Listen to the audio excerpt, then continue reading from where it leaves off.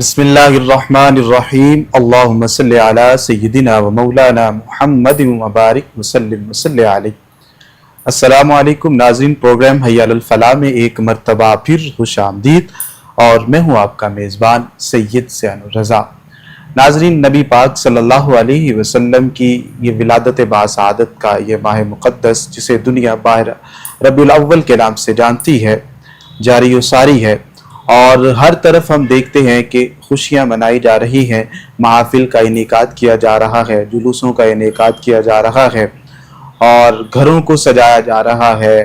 ہر طرف ایک ماحول ہے عید کا، کہ جس طرح ہم دیکھتے ہیں کہ رمضان المبارک کا جب آغاز ہوتا ہے تو پوری امت مسلمہ کی طبیعت کے اندر ایک خوشی، ایک محبت اور ایک تقوی کی کیفیت پائی جاتی ہے۔ اسی طرح جب ماہ ربیع الاول شروع ہوتا ہے تو پھر اس کی وجہ سے لوگوں کے دلوں کے اندر بھی عجیب مسرت اور شادمانی پائی جاتی ہے۔ یقیناً ناظرین، یہ ایک ایسا تعلق ہے ربیع الاول کے ساتھ اہل ایمان کا کہ جو انتہائی اہمیت کا حامل ہے، اور وہ یہ ہے کہ اس ماہ مقدس کے اندر نبی پاک صلی اللہ علیہ وآلہ وسلم کی ولادت باسعادت ہوئی، اور یہ جو خوشی ہے، یہ جو مسرت ہے، یہ نبی کریم صلی اللہ علیہ وآلہ وسلم خود بھی منایا کرتے تھے اور اس چیز کو محسوس کیا کرتے تھے۔ آپ کا یہ معمول مبارک تھا کہ پیر کا دن جب ہوتا تو نبی کریم صلی اللہ علیہ وآلہ وسلم روزہ رکھا کرتے۔ تو آپ سے پوچھا گیا کہ اے پیارے آقا صلی اللہ علیہ وسلم، آپ یہ روزہ رکھتے ہیں، اس کی کیا وجہ ہے، اس کے اندر کیا حکمت ہے؟ تو حضور سرور کائنات صلی اللہ علیہ وسلم ارشاد فرماتے ہیں کہ پیر والا دن چونکہ میری ولادت ہوئی تھی تو میں اللہ کے حضور شکرانہ ادا کرتے ہوئے یا اظہار تشکر کرتے ہوئے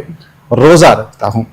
تو یہ جو نبی پاک صلی اللہ علیہ وسلم کا اظہار تشکر کرنا ہے، یہ اس بات کی علامت ہے کہ حضور سرور کائنات اپنی ولادت کی خوشی مناتے تھے، کیونکہ ہم دیکھتے ہیں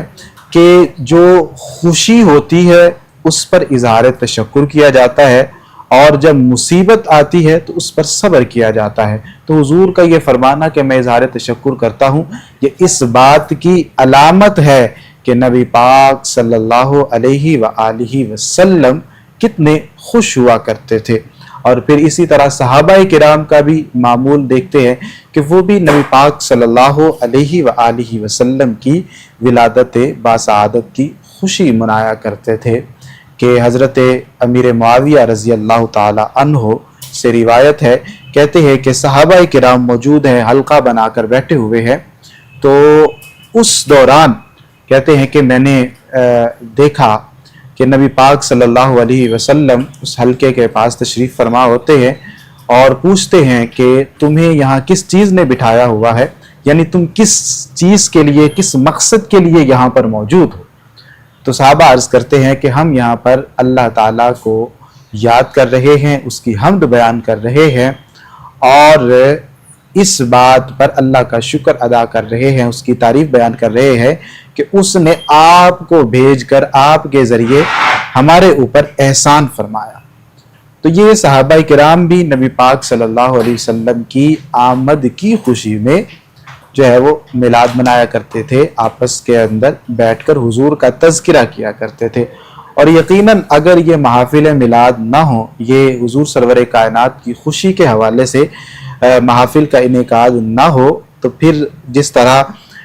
نسل در نسل حضور سرور کائنات کی محبت، آپ کی تعلیمات چلتی آ رہی ہیں، یہ تعلیمات مفقود ہو جائیں گی، کیونکہ جب چیز کو بار بار دہرایا جاتا ہے، بار بار اس کا ذکر کیا جاتا ہے، تو پھر وہ چیز پختہ ہوتی ہے، یاد رہتی ہے۔ تو حضور سرور کائنات کے میلاد کا ایک بڑا فائدہ یہ ہوتا ہے کہ حضور صلی اللہ علیہ وسلم کی جو سیرت طیبہ ہے وہ اہل ایمان کو، ہمارے نوجوان نسل کو، ہمارے بچوں کو ازبر ہو جاتی ہے، اور جب تک حضور سرور کائنات کی سیرت طیبہ ہمیں صحیح طریقے سے یاد نہ ہوگی، اس کا مطالعہ نہ ہوگا، تو ہم کیسے اپنی زندگی کے اندر انقلاب لا سکتے ہیں، ہم کیسے اپنی زندگی کو خوبصورت اور حسین بنا سکتے ہیں؟ تو یقیناً نبی پاک صلی اللہ علیہ وسلم کی سیرت کا مطالعہ اور آپ کی سیرت سے جڑنا بہت ضروری ہے۔ آج کے اس خوبصورت عنوان پر گفتگو کرنے کے لیے ہمارے پاس انتہائی ممتاز عالم دین موجود ہیں، جناب حضرت علامہ مولانا پروفیسر ڈاکٹر وارث علی شاہین صاحب۔ السلام علیکم ڈاکٹر صاحب۔ وعلیکم السلام ورحمۃ اللہ وبرکاتہ۔ ڈاکٹر صاحب، موضوع آپ کے سامنے ہے، حضور سرور کائنات صلی اللہ علیہ وسلم کے میلاد کی خوشی منانا یہ کیسا ہے، اور پھر اس کی جو برکات اہل ایمان کو حاصل ہوتی ہیں، اس حوالے سے کلام فرمائیں۔ بسم اللہ الرحمن الرحیم۔ سب سے پہلے تو بہت شکریہ شاہ صاحب جزاک کے، بہت شکریہ، آپ کا بھی شکریہ، آپ تشریف فرما ہوئے۔ اہم موضوع کے حوالے سے آپ نے گفتگو کرنے کا موقع دیا ہے۔ حضور نبی پاک صلی اللہ علیہ وآلہ وسلم جو سراپائے رحمت ہیں اور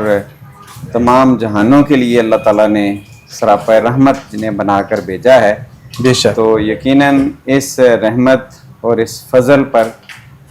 پوری امت کو اظہار تشکر کے طور پر اللہ کا شکر ادا کرتے ہوئے اس نعمت عظمیٰ کی خوشی منانی چاہیے، چونکہ اللہ تعالیٰ نے خود قرآن پاک کے اندر بھی ارشاد فرمایا ہے، قل بفضل اللہ و برحمتہ سبحان اللہ، فبذالک فلیفرحوا، کہ آپ فرما دیجئے اللہ کے فضل اور اس کی رحمت کے ساتھ فبذالک فلیفرحوا، تو خاص اس وجہ سے انہیں چاہیے کہ وہ خوشیاں منائیں۔ سبحان اللہ۔ خوشیاں منانا، چونکہ کوئی بھی نعمت ملتی ہے تو ہم اپنے اپنے انداز سے خوشی مناتے ہیں۔ کسی کے ہاں بیٹا پیدا ہوتا ہے، اولاد ملتی ہے، ایک نعمت ہے تو وہ خوشی کا اظہار کرتا ہے، بے شک ایسا ہی، بلکہ اس کی خوشی میں ہر سال جو ہے وہ سالگرہ مناتا ہے۔ کسی کی شادی ہوتی ہے تو وہ خوشی کا اظہار کرتا ہے، اور اس کے موقع پر وہ خوشی کا ایک کھانا رکھتا ہے جسے ولیمہ کہا جاتا ہے۔ بالکل۔ تو نبی کریم صلی اللہ علیہ وآلہ وسلم تو دنیا جہان میں سے سب سے بڑی نعمت ہیں، تو آپ صلی اللہ علیہ وآلہ وسلم جس دن ولادت آپ صلی اللہ علیہ وسلم کی ہوئی اور آپ ملے، اس دن کو بھی ایک عید کی طرح عید میلاد النبی کے نام سے منانا، سبحان اللہ، یہ ہم پر فرض بھی ہے اور قرض بھی ہے، واہ واہ، کہ اللہ تعالیٰ نے بے شک اس نعمت کے اوپر احسان بھی جتلایا ہے۔ اللہ پاک فرماتا ہے لقد من اللہ علی المؤمنین اذ بعث سبحان اللہ، سبحان اللہ، کہ مومنوں پر اللہ تعالیٰ نے یہ احسان عظیم کیا ہے کہ اپنا نبی آخر الزمان حضرت محمد مصطفیٰ صلی اللہ علیہ وآلہ وسلم مبعوث فرمایا ہے۔ تو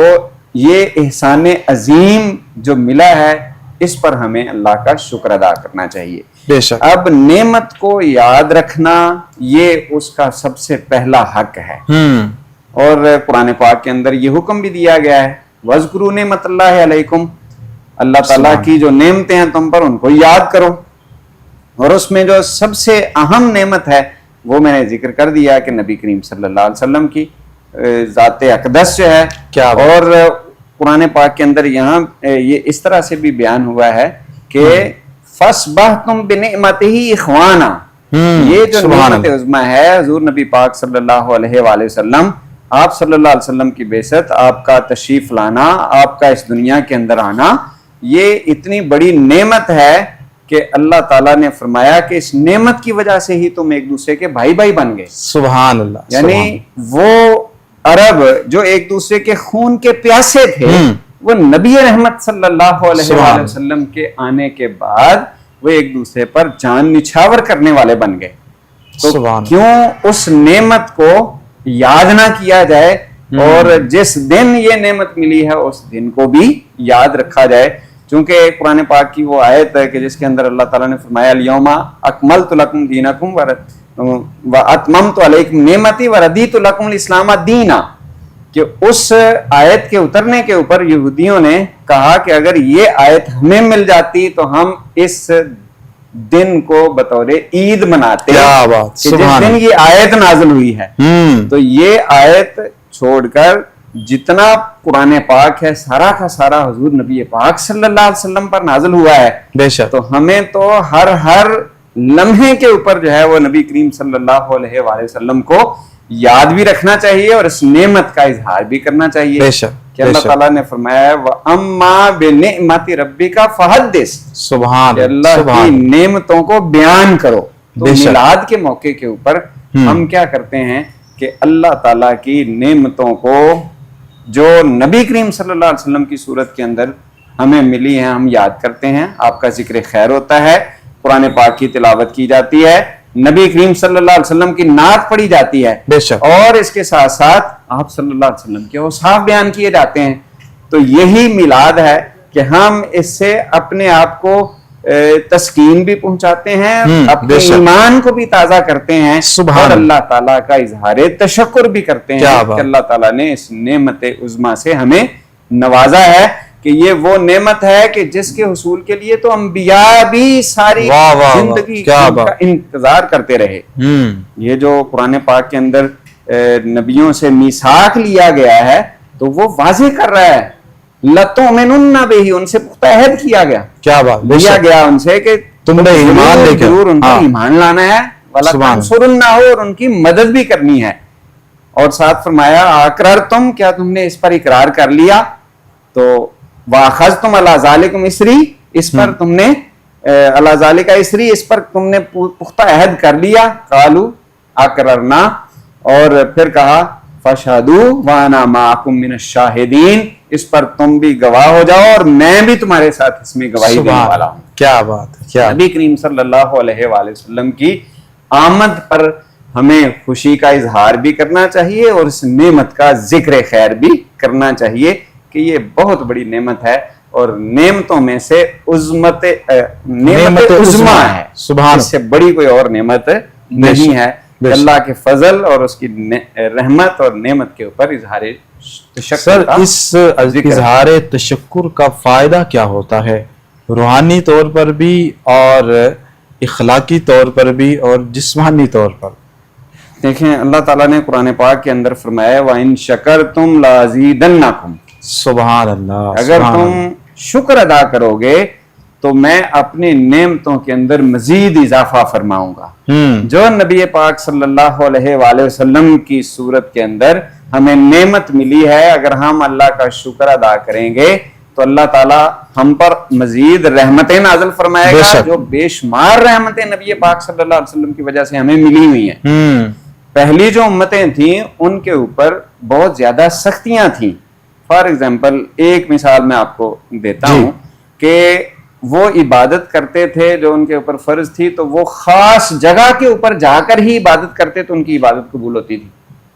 اور نبی رحمت صلی اللہ علیہ وآلہ وسلم کی وجہ سے ہمیں کیا فائدہ ملا، کیا نعمت ملی، کیا رحمت ملی، کیا فضل ملا کہ اگر بندہ جنگل بیابان میں بھی ہے، کہیں بھی ہے، نماز کا وقت ہو جاتا ہے تو وہ جگہ صاف دیکھ کر اگر وہیں پر جنگل میں کوئی وہاں قریب مسجد نہیں ہے تو وہاں نماز پڑھنا چاہے تو اس کی نماز ادا ہو جائے گی. وگرنہ کیا تھا کہ وہ جب تک جائے مخصوصہ پر وہاں جا کر جو اس کی عبادت گاہ ہوتی تھی جو خاص کی ہوتی تھی وہاں پر ہی انہیں نماز ادا کرنا پڑتی تھی، جا کر عبادت کرنا پڑتی تھی، وگرنہ ایسا نہیں. لیکن نبی پاک صلی اللہ علیہ وسلم فرمایا یہ ساری روئے زمین کو اللہ نے میرے لیے مسجد بنا دیا ہے. کیا بات، سبحان اللہ. یہ کتنا بڑا جو ہے نا وہ یہ فائدہ ہے. آپ صلی اللہ علیہ وآلہ وسلم کا ذکر خیر کرنے کا ہمیں سب سے بڑا فائدہ یہ ہے کہ ہم اللہ کے قریب ہو جاتے ہیں. کیا نبی کریم صلی اللہ علیہ وسلم، اور یہی حاصل زندگی ہے. بہت بڑا فائدہ ہے کہ اس سے بڑھ کر اور چیز کیا ہوگی کہ جب بندہ اللہ کے قریب ہو جائے، جب رب اور معبود قریب ہو جائیں گے تعلق مضبوط ہو جائے گا. اللہ رب العزت نے جب حکم دیا ہے، دیکھیں خود بھی درود پڑھتا ہے اور فرشتے بھی درود پڑھتے ہیں، اور فرماتا ہے کہ صلو علیہ وآلہ، آپ صلی اللہ علیہ وآلہ، اے ایمان والو آپ بھی نبی کریم صلی اللہ علیہ وسلم پر درود اور خوب سلام بھیجو. تو جب ہم اللہ کے نبی صلی اللہ علیہ وآلہ وسلم کے ساتھ اپنا تعلق مضبوط بناتے ہیں، آپ کا ذکر خیر کرتے ہیں، اس نعمت کا شکریہ ادا کرتے ہیں، اللہ کی رضا حاصل ہوتی ہے، نبی کریم صلی اللہ علیہ وسلم کا ذکر بلند ہوتا ہے، وہ ذکر کے جسے نبی کریم صلی اللہ علیہ وآلہ وسلم کے ذکر کو اللہ نے پہلے سے بلند کر دیا ہوا ہے. تو اس کا مطلب یہ ہے کہ ہمارے جیسے وہ ایک شاعر کا قول ہے نا، شعر ہے کہ ما ان مدحت محمد بمقالتی میں نے اپنی بات کر کے محمد صلی اللہ علیہ وآلہ وسلم کی تعریف نہیں کی، آپ کا ذکر بلند نہیں کیا، بلکہ آپ صلی اللہ علیہ وسلم کے ذکر کی وجہ سے میری اس بات کی اہمیت ہو گئی ہے اور اس کو بلندی مل گئی ہے۔ تو ہم تو آپ صلی اللہ علیہ وسلم کا ذکر خیر کر کے اپنے آپ کو ان کے نام لیواؤں میں شامل کرنا چاہتے ہیں اور کرتے ہیں، اور یہ بھی سب سے بڑا فائدہ ہے کہ ہم اللہ کے نبی صلی اللہ علیہ وسلم کا ذکر کر کے اس کو بلند کرنے میں اپنی حیثیت کے مطابق جو بات کرتے ہیں تو اس سے بلند اللہ نے کرنا ہے، لیکن جس نے اس ذکر میں حصہ ڈالنا ہے اس نے خود بخود بلند ہو جانا ہے۔ اور دوسری بات یہ کہ جو بھی نبی کریم صلی اللہ علیہ وآلہ وسلم کے ساتھ منسلک ہوا ہے اس کو فائدہ ہی فائدہ ہوا ہے۔ آپ دیکھ لیں صحابہ کرام کہ جو انفرادی طور پر کوئی اتنے زیادہ کمالات کے مالک نہیں تھے، لیکن جب وہ غلامی رسول میں آتے ہیں، نبی کریم صلی اللہ علیہ وسلم کے ساتھ اپنا تعلق قائم کرتے ہیں، تو وہ حضرت بلال حبشی ہوں، صہیب رومی ہوں، جو عام غلام تھے، اللہ تعالیٰ نے ان کو اتنا عظمت اور اتنی بلندی عطا فرما دی کہ حضرت عمر فاروق رضی اللہ تعالیٰ عنہ جیسے جلیل القدر سے حبیب نے کہتے ہیں سیدنا بلال، سبحان اللہ، ہمارے سردار بلال۔ تو یہ جو عظمت ہے، رفت ہے، یہ نبی پاک صلی اللہ علیہ وسلم دیکھیے حضرت عمر فاروق خود سردار تھے اسلام لانے سے قبل، اور پھر حضور کے ساتھ بھی بڑی شان سے رہے۔ حضرت بلال رضی اللہ تعالیٰ عنہ اسلام لانے سے قبل غلام تھے، لیکن پھر وہ سرداروں کے بھی سردار بنے۔ سبحان اللہ، یعنی سرداروں نے بھی آپ کو سردار کہا، کیا بات۔ نبی کریم صلی اللہ علیہ وآلہ وسلم کے ذکر خیر کرنے یا آپ صلی اللہ علیہ وآلہ وسلم کی میلاد منانے کی جو فیوز و برکات ہیں، اس کے اندر ایک روایت بخاری شریف کے اندر ملتی ہے کہ جو ابو لہب ہے، نبی پاک صلی اللہ علیہ وسلم کا چچا ہے، اگرچہ اس کی مذمت کے اندر پوری ایک سورت نازل ہو چکی، تبت یدا ابی لہب و تب والی، تو اس کے بارے میں روایت ملتی ہے کہ وہ جب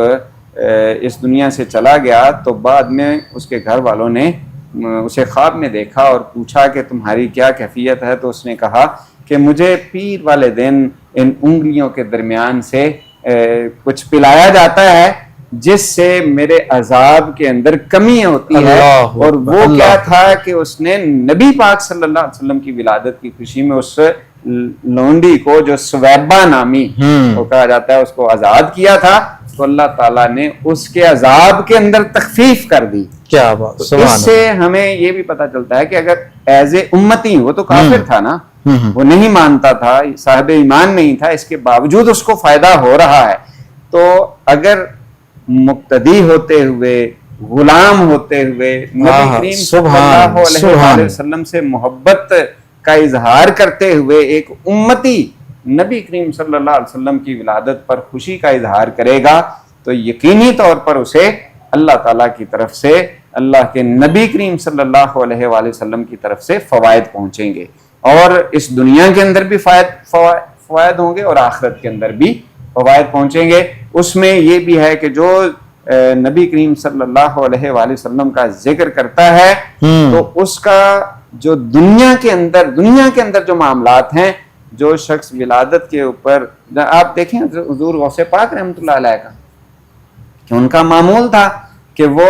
ہر 11ویں کو، یعنی چاند کی 11 تاریخ ہوتی تھی، آگے 12ویں شروع ہو جاتی تھی، تو وہ کیا ہوتا تھا کہ نبی کریم صلی اللہ علیہ وسلم کا میلاد منایا کرتے تھے۔ سبحان اللہ۔ نبی صلی اللہ علیہ وسلم کے میلاد کی خوشی میں، اچھا اس میں یہ بھی ہے کہ ضروری نہیں کہ اس کے اوپر بہت زیادہ خرچ کیا جائے، جو کمزور ہیں، غریب ہیں، جو اتنی استطاعت نہیں رکھتے، تو وہ اپنی استطاعت کے مطابق جو حسب توفیق ہے وہی رکھ کے اپنے گھر کے اندر ہی نبی کریم صلی اللہ علیہ وسلم پر درود و سلام پڑھ لے، تو وہ بھی اس ذکر خیر کے اندر شامل ہو جائے گا، اور نبی کریم صلی اللہ علیہ وآلہ وسلم کی آمد کی خوشی کے اندر شامل ہو جائے گا، تو اسے بھی اللہ تعالیٰ کی طرف سے رحمتیں، اللہ کے فضل اور انعامات جو ہیں وہ ملیں گے، جو ایک بہت بڑی محفل کرواتا ہے، اتنا خرچ کرتا ہے، عمرے کے ٹکٹ جو ہے نا وہ رکھواتا ہے، اس کو اپنی نیت کے مطابق اس کا اجر و ثواب ملے گا، لیکن جو شخص ایسا اہتمام نہیں کر سکتا تو وہ جس لیول کے اوپر جس سطح کے اوپر کر سکتا ہے، اگر وہ خوشی کا اظہار کرتا ہے تو سارا سال اللہ تعالیٰ جو ہے اس کو برکتوں سے نوازے گا. جہاں ذکر خیر ہوگا وہاں پر بھی اللہ تعالیٰ کی جو ہے وہ برکت ہوگی اور اس رزق کے اندر بھی برکت پیدا ہوگی. تو یہ جو نبی کریم صلی اللہ علیہ وآلہ وسلم کی آمد کی خوشی منانا ہے، قرآن پاک میں جو میں نے آیت تلاوت کی ہے نا، اس کے اندر اللہ نے فرمایا ہے ہوا خیر مما یجمعون، کہ یہ جو خوشی منانا ہے اس کے اوپر چونکہ پیسہ خرچ ہوتا ہے، بے شک، چاہے وہ لنگر کی صورت کے اندر ہے یا یہ جو کمکمے لگائے جاتے ہیں، جو لائٹنگ کی جاتی ہے اس کے اوپر خرچ ہوتا ہے، کچھ اہتمام کیا جاتا ہے، جھنڈیاں لگائی جاتی ہیں، یا صدقہ و خیرات کیا جاتا ہے، لنگر تقسیم کیا جاتا ہے، دیگیں جو ہے وہ پیش کی جاتی ہیں، تو اس پر چونکہ خرچ ہوتا ہے تو فرمایا ہوا خیر مما یجمعون، سبحان اللہ، وہ خرچ کرنا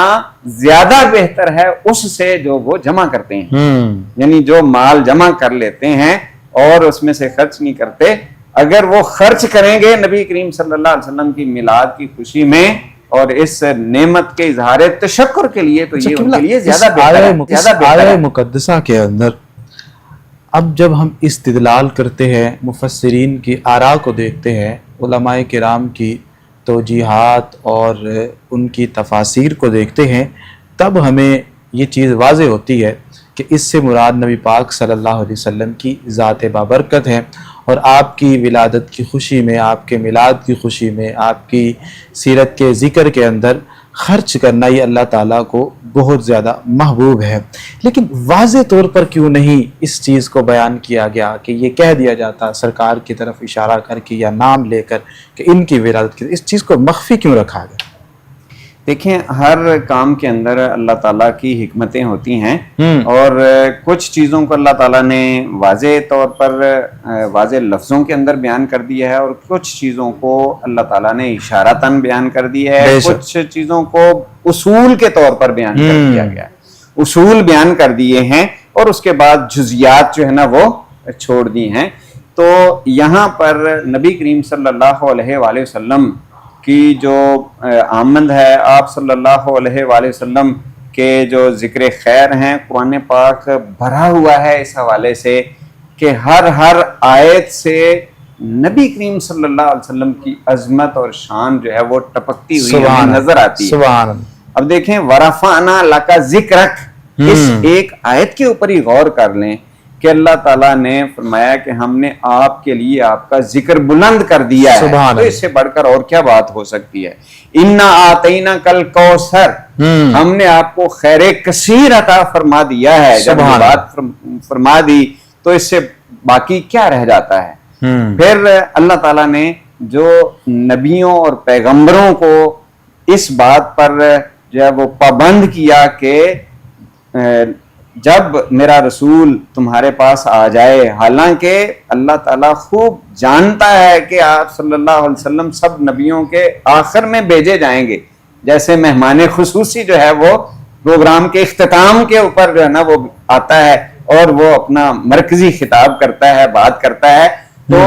بلا تشبیہ بلا مثال اللہ تعالیٰ جانتا تھا کہ نبی کریم صلی اللہ علیہ وسلم سب نبیوں کے بعد تشریف لائیں گے، لیکن سب نبیوں سے عہد لیا کہ ثم جاءکم رسول مصدق لما معکم لتؤمنن بہ ولتنصرن، کہ پھر جب میرا رسول تمہارے پاس آ جائے اور تمہارے پاس جو کچھ ہے اس کی وہ تصدیق کرے تو تم ضرور بضرور ایمان لانا. کیا مطلب یہ کہ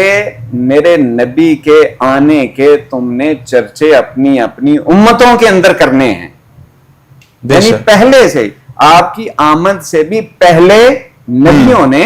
اس بات کا اظہار کیا، اور یہی وجہ ہے کہ کچھ نے تو واضح لفظوں کے اندر بھی بیان کر دیا، جیسے حضرت عیسیٰ علیہ السلام نے باقاعدہ ذکر کر دیا یاتی من بعدی اسمہ احمد، کہ میرے بعد جو ہے وہ ایک رسول معظم آئیں گے، ان کا نامی اسم گرامی احمد ہوگا. اب سوال پیدا ہوتا ہے کہ باقی لوگوں نے، باقی جو پیغمبر تھے انہوں نے نام کیوں نہیں لیا؟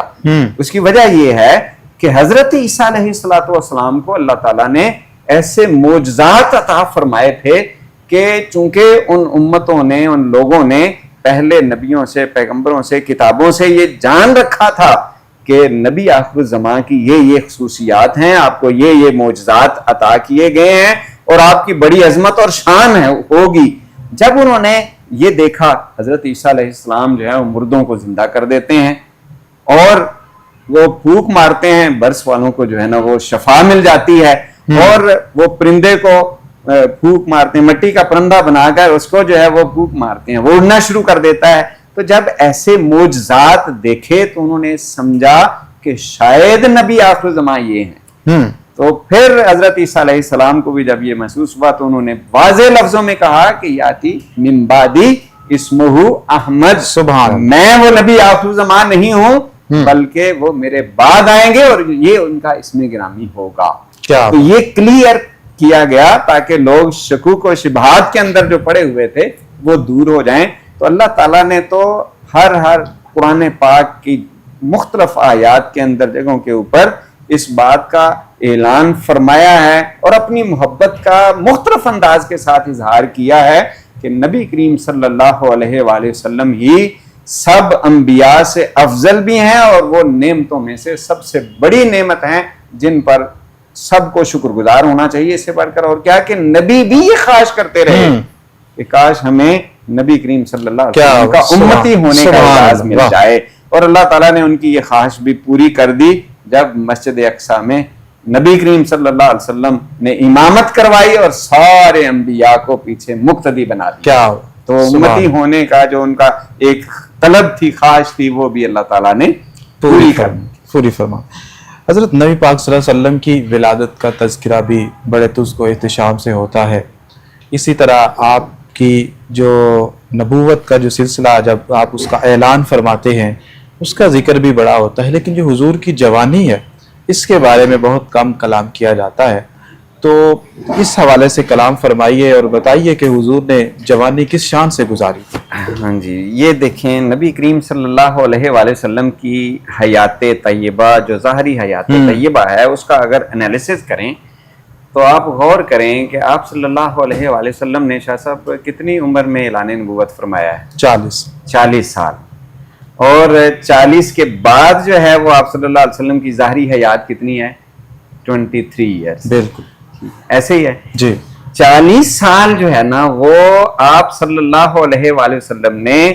اپنا اخلاق، اپنا کردار اور اپنا سارا جو ہے نا وہ کتاب حیات کا ایک ایک ورک سامنے کھول کے رکھا ہے. سبحان اللہ.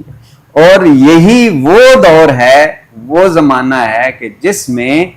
نبی پاک صلی اللہ علیہ وآلہ وسلم کی یوں تو من حیث المجوز ساری عمر کی قسم کھائی ہے اللہ تعالیٰ نے، لیکن جب اعلان نبوت فرمایا تو دلیل کے طور پر اللہ تعالیٰ کہ نبی صلی اللہ علیہ وسلم نے بھی اپنی اس زندگی کو قد لبثت فیکم عمرا من قبلہ افلا تعقلون کے تھا، اس عمر کو ہی دلیل کے طور پر پیش کیا، اور خالق کائنات نے بھی آپ کی اس عمر کی قسم کھائی ہے. اس کے اندر آپ کی جوانی بھی ہے، آپ کا لڑکپن بھی ہے، آپ کا بچپن بھی ہے. اور آپ صلی اللہ علیہ وآلہ وسلم کے بچپن کو بھی دیکھیں. حضرت حلیمہ سعدیہ کے پاس آپ قبیلہ بنو سعد کے اندر جب ہیں تو وہاں پر بھی آپ صلی اللہ علیہ وسلم کی برکات کا اظہار ہوتا ہے. اور جب آپ صلی اللہ علیہ وآلہ وسلم وہاں سے مکہ تشریف لے آتے ہیں تو وہاں پر بھی یہ جوانی کے ہی ذکر ہیں کہ جب آپ صلی اللہ علیہ وآلہ وسلم حلف الفضول جو معاہدہ ہوتا ہے اس کے اندر شامل ہوتے ہیں. سبحان اللہ. جب آپ صلی اللہ علیہ وآلہ وسلم حرب فجار کے اندر جو ہے وہ اپنا کردار ادا کرتے ہیں اور اپنے چچاؤں کے ساتھ جو ہے وہ ہیلپ کرتے ہیں، پھر آپ صلی اللہ علیہ وسلم تجارتی سفر کرتے ہیں، اور یہ ساری چیزیں اللہ تعالیٰ نے آپ صلی اللہ علیہ وآلہ وسلم سے کروائی ہیں. آپ کا شادی کا جو مرحلہ ہے وہ بھی جوانی کا ہے. سیدہ خدیجہ رضی اللہ تعالیٰ عنہا سے جو شادی آپ صلی اللہ علیہ وسلم کی ہوتی ہے وہ بھی جوانی کا واقعہ ہے، اور جو حجر اسود کو نصب کرنے کا جو واقعہ ہے وہ بھی آپ کی جوانی کا واقعہ ہے. تو یہ سارے واقعات نظر جو آتے ہیں ہمیں یہ پتہ چلتا ہے کہ حضور نبی پاک صلی اللہ علیہ وآلہ وسلم کے سے یہ کام کروائے گئے تاکہ پتہ چلے کہ ہمیں امت کو کس طرح سے رہنمائی دی جا سکتی ہے. اس لیے اللہ نے حکم دیا کہ حضور آپ یہ فیصلے اس طرح سے کریں تاکہ امت کو پتہ چل جائے فیصلے کیسے کیے جاتے ہیں. آپ جناب ابو طالب کے ساتھ انگلی پکڑ کر آپ سفر تجارت کریں تاکہ امت کو رہنمائی ملے کہ تجارت کے کیا اصول ہیں, کیا ضابطے ہیں, اور تجارت کن اصولوں کے اوپر کی جاتی ہے. سیدہ خدیجہ رضی اللہ تعالیٰ عنہا کا مال تجارت لے کر تجارت کروائی گئی, بکریاں چروائی گئیں, اور آپ صلی اللہ علیہ وآلہ وسلم سے اہم فیصلے کروائے گئے کہ آپ صلی اللہ علیہ وآلہ وسلم اگر کسی کا اونٹ اس قافلے کا لے آتے ہیں کہ جو آپ کو جانتے تک نہیں, اور وہ آپ صلی اللہ علیہ وسلم کی شخصیت, آپ کے اخلاق کو دیکھ کر بغیر تحقیق کیے ہی اونٹ حوالے کر دیتے ہیں, جب آپ صلی اللہ علیہ وسلم نظروں سے اوجھل ہو جاتے ہیں تو پھر وہ کہتے ہیں کہ کوئی تم میں سے جانتا ہے ان کو جن کو ہم نے اونٹ دیا ہے؟ کہا کہ کوئی بھی نہیں جانتا. کہا کہ پھر تو یہ ضائع ہو گیا, کوئی چیز رہن بھی نہیں رکھی, کوئی اور بھی جانتا بھی نہیں ہے کہ یہ کہاں سے آئے تھے, کون تھے. تو ایک خاتون جو ہے وہ خیمے کی اوٹ سے بولتی ہے کہ اگر وہ تمہیں پیسے قیمت ادا نہیں کریں گے تو میں اس چیز کی ضمانت دیتی ہوں, میں نے آپ کا چہرہ دیکھا ہے, یہ کسی جھوٹے کا چہرہ نہیں ہو سکتا. سبحان اللہ. یہ ساری چیزیں, یہ سارے واقعات حضور نبی پاک صلی اللہ علیہ وآلہ وسلم کے اخلاق کے, دیانتداری کے, جب تھوڑی دیر گزرتی ہے تو آپ صلی اللہ علیہ وسلم کے صحابہ حاضر ہوتے ہیں, اور وہ کھجوریں بھی لے کے آتے ہیں, قیمت بھی لے کے آتے ہیں, اور وہ جو قافلہ تھا وہ سارا کا سارا مسلمان ہو جاتا ہے, نبی کریم صلی اللہ علیہ وسلم کا کلمہ پڑھ لیتا ہے. تو یہ پتہ چلتا ہے کہ حضور نبی پاک صلی اللہ علیہ وسلم کی کتاب حیات کا ایک ایک ورق, ایک ایک صفحہ, ایک ایک سطر اور ایک ایک حرف جو ہے وہ واضح تھا کہ وہ جو آپ پر ایمان بھی نہیں رکھتے تھے وہ بھی آپ کو صادق اور امین کہتے تھے. آپ سچے بھی ہیں اور امانت دار بھی ہیں. آپ صلی اللہ علیہ وآلہ وسلم نے تو بچپن میں بھی, حضرت حلیمہ سعدیہ رضی اللہ تعالیٰ عنہا فرماتی ہیں کہ آپ صلی اللہ علیہ وسلم نے بچپن میں بھی بول براز جو ہے وہ اپنے کپڑوں کے اندر نہیں کیا. یہ آپ صلی اللہ علیہ وسلم کی خصوصیت تھی, اور نفاست پسندی تھی. اور آپ کا سطر بھی جو ہے نا وہ نہیں کھلا, جب بھی اگر کوئی ایسا ہوتا تو فرشتے جو ہے وہ اس کو نام دیا کرتے تھے. حضور نبی پاک صلی اللہ علیہ وسلم نے جوانی کے اندر ہی وہ خانہ کعبہ کی تعمیر کے اندر حصہ لیا, اور اس کے پتھر جو ہے وہ اٹھا کر آپ صلی اللہ علیہ وسلم لے کے آتے. اس دوران بھی وہ جو ماحول تھا لوگوں کا, لوگ جو ہے وہ چادر اتار کے رکھ لیتے اور پتھر اٹھانے کے لیے. حضور نبی پاک صلی اللہ علیہ وسلم کے بارے میں ملتا ہے کہ ایک دفعہ ایسے ہی ہوا تو فوراً اللہ تعالیٰ کی طرف سے جو ہے وہ آپ کا سطر کا اہتمام کر دیا گیا. کیا بات. تو آپ کا بچپن, آپ کا لڑکپن, آپ کی جوانی,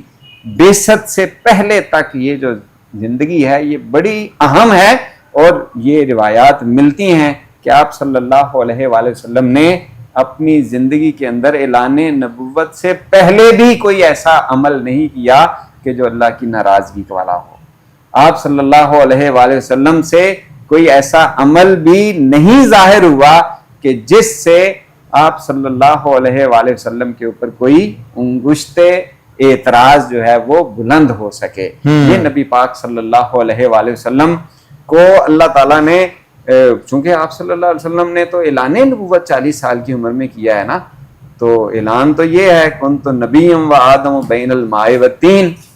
کہ میں اس وقت بھی نبی تھا جب حضرت آدم علیہ السلام مٹی اور پانی کے درمیان تھے. یعنی جب تخلیق آدم علیہ السلام ہو رہی تھی اس وقت بھی حضور نبی پاک صلی اللہ علیہ وآلہ وسلم نبی تھے.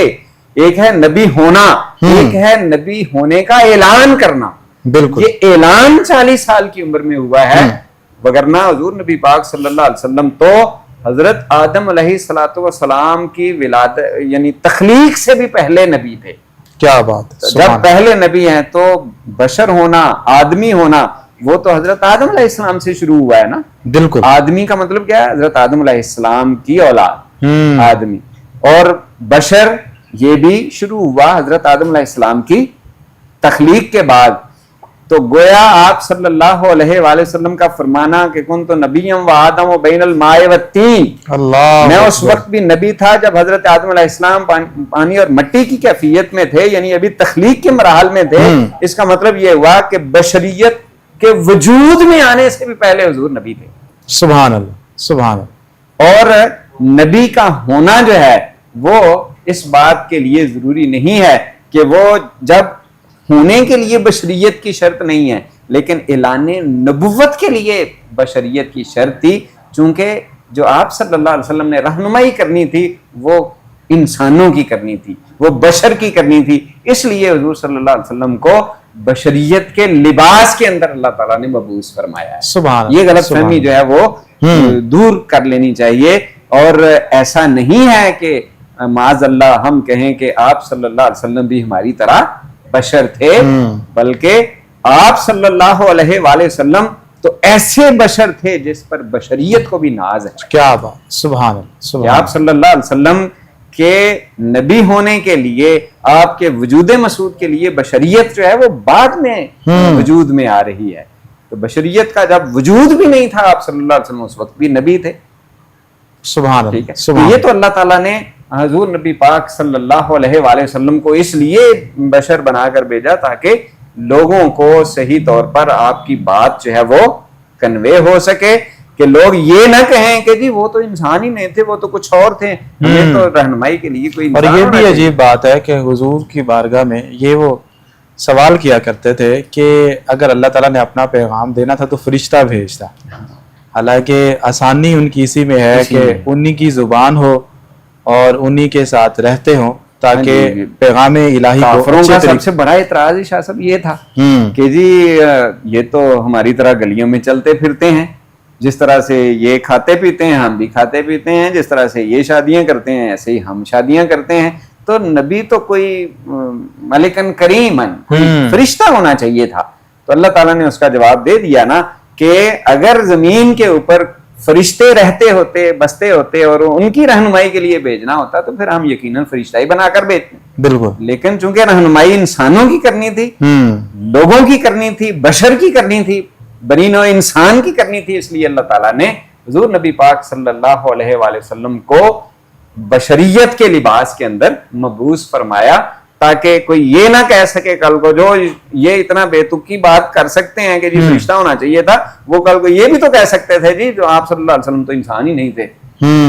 ہم ان کی پیروی کیسے کر سکتے ہیں، ہم ان کی اتباع کیسے کر سکتے ہیں۔ بالکل، اس لیے حضور نبی پاک صلی اللہ علیہ وآلہ وسلم سے یہ سارے کام کروائے گئے تاکہ تعلیم امت ہو سکے کہ آپ صلی اللہ علیہ وسلم نے شادیاں بھی کی، آپ صلی اللہ علیہ وسلم نے کاروبار بھی کیا، آپ صلی اللہ علیہ وسلم نے جنگیں بھی لڑی، آپ صلی اللہ علیہ وسلم نے جہاد بھی کیا، آپ صلی اللہ علیہ وسلم نے کاروبار بھی کیا، آپ صلی اللہ علیہ وآلہ وسلم نے ایک عام انسان کی طرح مزدور کے حیثیت سے مسجد نبوی کی تعمیر کے اندر حصہ بھی لیا، ٹھیک ہے، تاکہ امت کو پتہ چل جائے کہ کس کس طرح سے ہم نے اپنے فرائض پورے کرنے۔ سبحان اللہ، بہت شکریہ علامہ صاحب، آپ تشریف فرما ہوئے اور اس موضوع پر انتہائی خوبصورت گفتگو فرمائی، آپ کی تشریف آوری کا شکریہ۔ ناظرین، ابھی انشاءاللہ العزیز ہم دعا کی جانب جائیں گے اور علامہ صاحب دعا فرمائیں گے اور پھر اس کے بعد ہم آپ سے اجازت چاہیں گے۔ ناظرین، جو بھی دل میں آرزو اور تمنا ہے وہ آپ اللہ کے حضور پیش کیجئے اور ہمارے ساتھ دعا میں شامل ہو جائیے۔ اسی کے ساتھ اپنے میزبان سید زین الرضا کو اجازت دیجیے۔ اللہ حافظ، دعا فرما دیجیے۔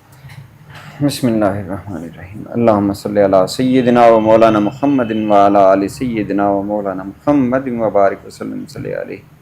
یا باری تعالیٰ، یہ جو ذکر خیر ہوا، حضور نبی پاک صلی اللہ علیہ وسلم کا تذکرہ ہوا قرآن احادیث کی صورت میں، یا باری تعالیٰ اس کو شرف قبولیت عطا فرما۔ یا باری تعالیٰ، حضور نبی پاک صلی اللہ علیہ وسلم کے اس ذکر خیر کی برکت سے ہم سب کی اس حاضری کو قبول و منظور بھی فرما، اور ہماری اس دنیا کو بھی بہتر فرما، آخرت کو بھی بہتر فرما۔ جو بیمار ہیں ان کو شفائے کاملہ عاجلہ عطا فرما، ہم سب کی روحانی جسمانی قلبی بیماریوں کو بھی دور فرما۔ جہاں جہاں اس پروگرام کو دیکھا جا رہا ہے، جو اس کے اندر دعا میں شریک ہیں، یا اللہ سب کی نیک مرادوں کو پورا فرما۔ یا باری تعالیٰ، جو ہمارے عزیز و اقارب بہن بھائی اس دنیا سے جا چکے ہیں ان سب کی بھی مغفرت فرما۔ وطن عزیز پاکستان کی خیر فرما، آمین۔ اس ادارے کو دن دگنی رات چوگنی ترقی عطا فرما، آمین۔ یا باری تعالیٰ